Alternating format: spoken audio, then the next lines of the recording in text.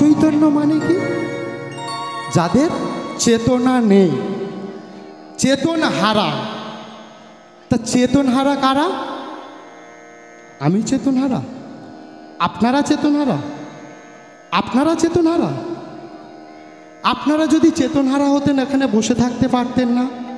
আমি যদি চেতন হারা হতাম এখানে আসতে পারতাম না।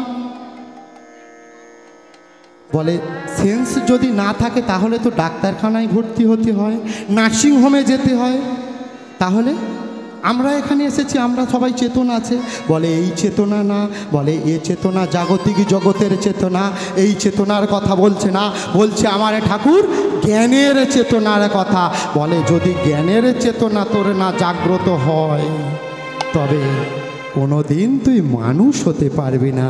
তাই তো আমার পরম প্রেমময় ঠাকুর শ্রী শ্রী রামকৃষ্ণ পরমহংসদেবের কাছে যখন নতশিরে কেউ একটা বার প্রণাম করতেন, ঠাকুর তাকে বলতেন না বিষয় হোক, গাড়ি হোক, বাড়ি হোক, ধন হোক, সম্পত্তি হোক, অর্থ হোক, প্রতিপত্তি হোক, ঠাকুর তার মাথায় হাত দিয়ে একটাই কথা বলতেন, ওরে ওরে তোর চৈতন্য হোক।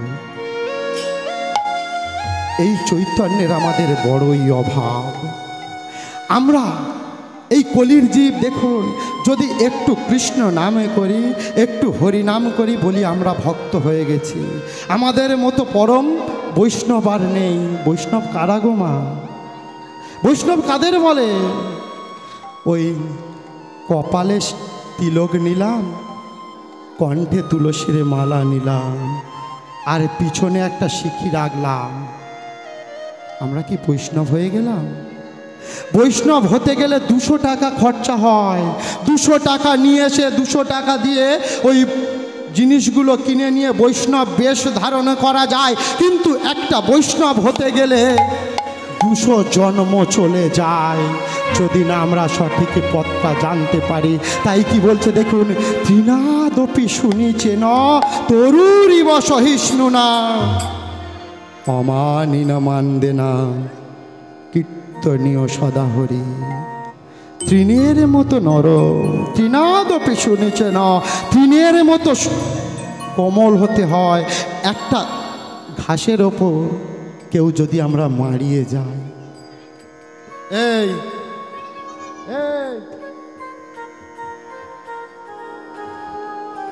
আমরা ঘাসের ওপর যদি মারিয়ে যাই, ঘাস দেখবে কখনো আমাদের প্রতিবাদ করে না, একটা বার মাথা উঁচিয়ে আমাদের প্রশ্ন করে না কেন মারালে। তরু বৃক্ষ কত রোদ ঝড় বৃষ্টি সহ্য করেও দণ্ডায়মান। কত আমরা ডালপালা শাখা প্রশাখা কেটে নিই, কিন্তু একটা বার আমাদের প্রতিবাদ করে না।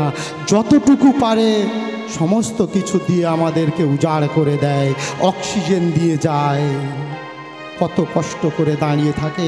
তরুরিব সহিষ্ণু না অমানিন মানদে না, অর্থাৎ সকল ব্যক্তিকে সমান চোখে যারা দেখে, সকল মানুষকে সমানভাবে যারা সম্মান করতে জানে, এবং বদনে যাদের সর্বদা হরিনাম কৃষ্ণ নাম। বলে কৃষ্ণ নাম হরিনাম তো আছে, কিন্তু অন্তর থেকে আমরা কজন ডাকতে পারি? ভক্ত আমরা সবাই বলি আমরা ভক্ত হয়েছি, ভক্ত হয়েছি। ভক্ত হওয়াটা কি এত সহজ গো মা? এত